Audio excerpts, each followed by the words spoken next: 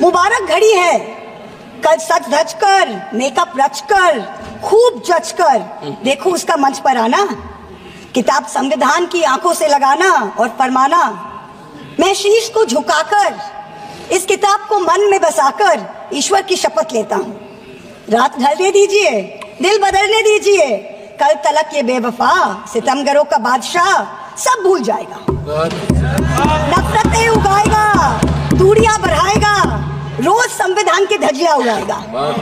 मगर जो आज महफिल सजी है यही मानती है कि हीरो वही है, मुबारक घड़ी है। For the past 10 years, a very large number of people in this country have felt that संविधान खतरे में है। This government on a daily basis is pursuing unconstitutional methods of restricting freedom of the press and freedom of speech. Its ill-conceived amendments to the IT rules to create fact-checking units was recently struck down by the Bombay High Court as being violative of Articles 14 and 19 of the Constitution.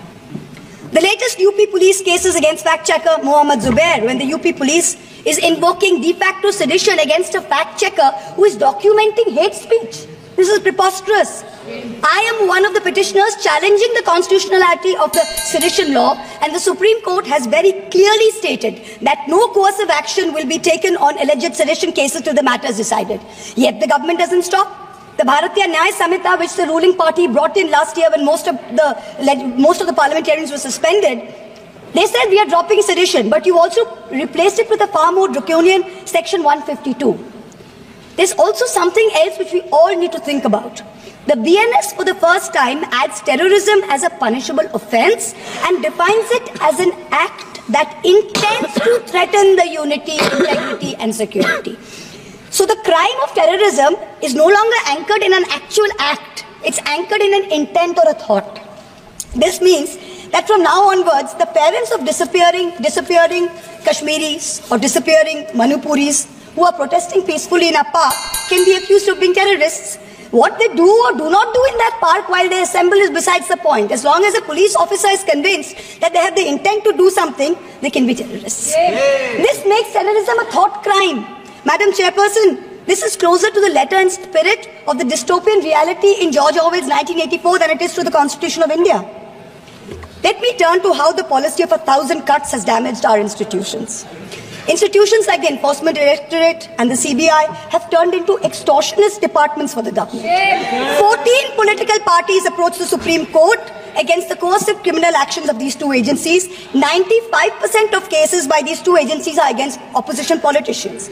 Since 2014, 25 opposition leaders facing corruption have crossed over to the BJP. 23 of them have got reprieves. 3 cases are closed. 20 cases are stalled. For years, the CBI was used to put pressure on NDTV and its promoters via a bogus case. Now that the channel's been captured, it's been sanitized, CBI says that there was never any case to start with. Airports and large infrastructure have been captured by crony capitalists by similar misuse of the ED and the CBI. In a cooked-up case against me, the CBI is wasting precious time and resources looking for a scarf and lipstick that a friend gifted me. These actions have cost India the first ever human rights violation by the Inter-Parliamentary Union in Geneva, the global body governing all national legislatures. जिसको जितना जुल्म मुझ पर करना है कर ले, मेरी भ्रष्टाचार के खिलाफ लड़ाई चलती रहे। जिसने देश को लूटा है उनको लौटाना पड़ेगा, जिन्होंने देश को लूटा है उनको लौटाना पड़ेगा। ये मैं देश को इस सदन की पवित्र जगह से वादा करता हूं। जिसको जो आरोप लगाना है लगा लें, लेकिन देश को लूटने नहीं दिया जाएगा और जो लूटा है वो लौटाना पड़ेगा। आदरणीय अध्यक्ष जी, देश सुरक्षा और शांति का एहसास कर रहा है।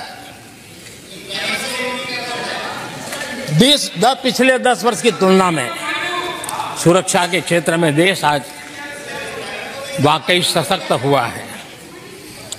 आतंकवाद, नक्सलवाद एक छोटे दायरे में अब सिमटा हुआ है।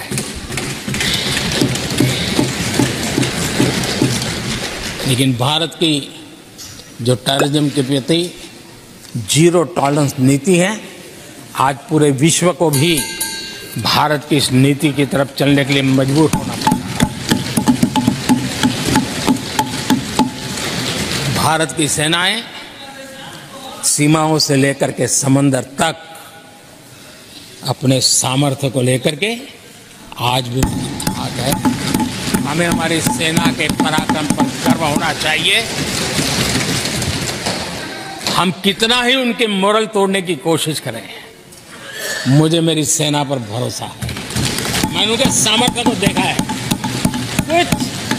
कुछ राजनेता सेना के लिए वो हल्के फुल्के शब्द बोल दें, इससे मेरे देश की सेना डिमोरलाइज होगी। ये सपनों में कोई रहते तो निकल जाए।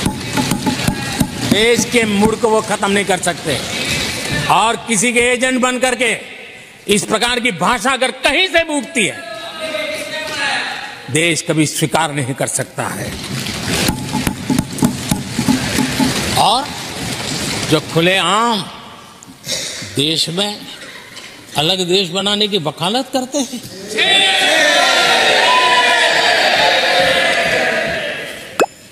जोड़ने की बातें छोड़ो, तोड़ने की कोशिश करिए। अरे आपके अंदर क्या पड़ा हुआ है?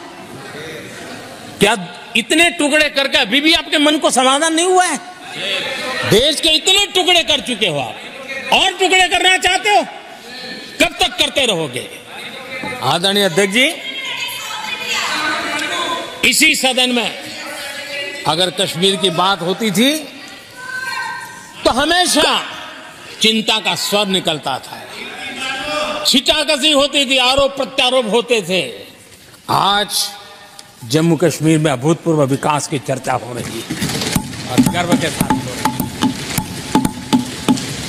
पर्यटन लगातार बढ़ रहा है। G20 समिट होती है वहां, पूरा विश्व आज उसकी सराहना करता है। आर्टिकल 370 को लेकर के कैसा हुआ बना के रखा था।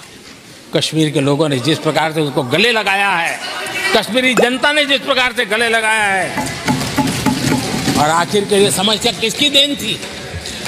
किसने देश के माथे पर मारा था? किसने भारत के संविधान के अंदर इस प्रकार की दरार करके रखी हुई थी?